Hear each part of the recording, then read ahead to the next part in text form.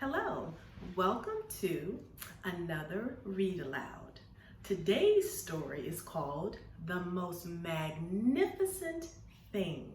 And I know that's a really long word, but you're going to learn exactly what the word magnificent means and some lessons along the way. This story is written by Ashley Spires. So let's get started.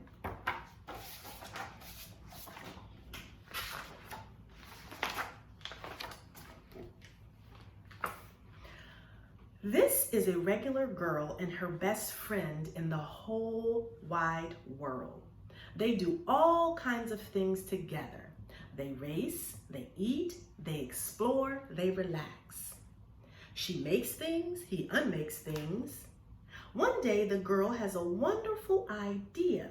She is going to make the most magnificent thing. She knows just how it will work. She knows just how it will look. All she has to do is make it, and she makes things all the time. Easy peasy. First, she hires an assistant. Next, they gather the supplies. They set up somewhere out of the way and get to work. The girl tinkers and hammers and measures, while her assistant pounces and growls and chews. When she is finished, she steps back to admire her work. She walks around one side. Her assistant examines the other side. It doesn't look right. Her assistant picks it up and gives it a shake. It doesn't feel right either. They are shocked to discover that the thing isn't magnificent or good. It isn't even sorta okay. It is all wrong. The girl tosses it aside and gives it another try.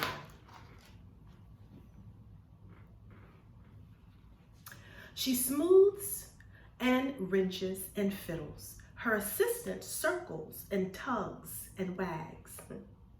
When she is finished, she stands up and takes a long look at it. Her assistant gives it a nudge with his paw. The thing is still wrong. She decides to try again. The girl saws and glues and adjusts. She stands and examines and stares. She twists and tweaks and fastens. She fixes and straightens and studies. She tries all different ways to make it better. She makes it square. She makes it round. She gives it legs. She adds antenna. She makes it fuzzy. She makes it long, short, rough, smooth, big, small. One even smells of stinky cheese, but none of them are magnificent. Her work attracts a few admirers, but they don't understand. They can't see the magnificent thing that she has in her mind. She gets mad. She looks really mad, doesn't she? The angrier she gets, the faster she works. She smashes pieces into shapes. She jams parts together. She pummels this little bits in. Her hands feel too big to work, and her brain is too full of all the not right things. If only the thing would just work. Crunch.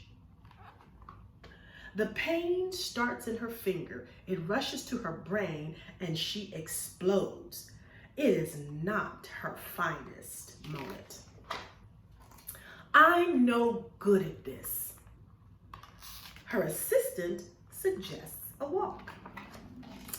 It's not much help at first, but before long, she starts to feel different. Bit by bit, the mad gets pushed out of her head. As they stroll along, she comes across the first wrong thing she made. The bad feelings are about to start all over again. Then she notices something surprising. There are some parts of the wrong things that are really quite right. The bolts on one, the shape of another, the wheel to seat ratio of the next, there are all sorts of parts that she likes. By the time she reaches the end of the trail, she finally knows how to make the thing magnificent.